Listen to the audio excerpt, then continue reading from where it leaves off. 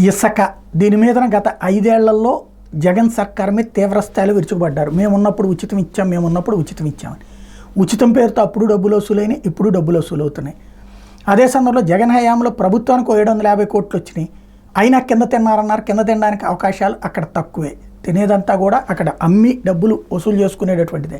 కాకపోతే ఇప్పుడు ఉచితం అన్నారు. కానీ గ్రౌండ్ లెవెల్లో ఏం జరుగుతుంది, బాబు గారి కంట్రోల్లో ఉంటుందో పదే పదే ఆయన చెప్తానే ఉన్నారు. తేడా వస్తుంది, జాగ్రత్త, ఎందుకు రేట్ ఎక్కువ అవుతుంది, ఇవన్నీ. కానీ గ్రౌండ్ లెవెల్లో ఏం జరిగిపోతుంది? ఇప్పుడు నిన్న ఏదైతే శ్రీకాళహస్తిలో బొజ్జల సుధీర్ రెడ్డి వాళ్ళ మనుషులు ఈనాడు రిపోర్టర్ని బెదిరించారు. ట్రాక్టర్కి 500 వసూలు చేస్తున్నట్టు. ట్రాక్టర్కి 500 అంటే ఆ పైన మిగతా వాటికి ఎంత వసూలు చేస్తున్నట్టు, లారీకి, ట్రిప్పర్కి. ఇది ఒక ఆస్పెక్ట్. అతన్ని డైరెక్ట్గా తెలుగుదేశం అనుకూల పత్రిక ఈనాడు వాళ్ళనే బెదిరించారు.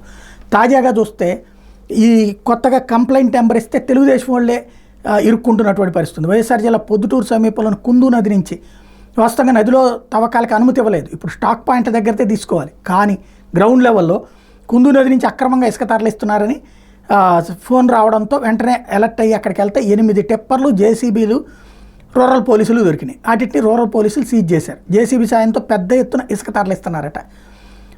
దీంతో పోలీసులు శుక్రవారం వేకుజామున దాడులు చేస్తే 8 టిప్పర్లు, జేసీబీని పోలీసులు సీజ్ చేసి స్టేషన్కి తరలించారు. సీజ్ చేసిన టిప్పర్లు, జేసీబీ ఎమ్మెల్యే మనుషులు అన్నటువంటిది అక్కడ వస్తున్నటువంటిది.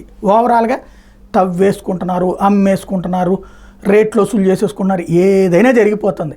జస్ట్ ఎవరన్నా ఏదన్నా అడిగితే వైసీపీ అప్పుడు ఏమైనా మాట్లాడారా అంటున్నారు. వైసీపీ అప్పుడు ఆ సదరు సంస్థ తీసుకుంది. ఇప్పుడు ఇక్కడ ఎవరు కాళ్ళు తీసుకుంటున్నారు, అంతే తేడా. దీన్ని బాబు గారు ఎలా కంట్రోల్ చేయగలరో చూడాలి.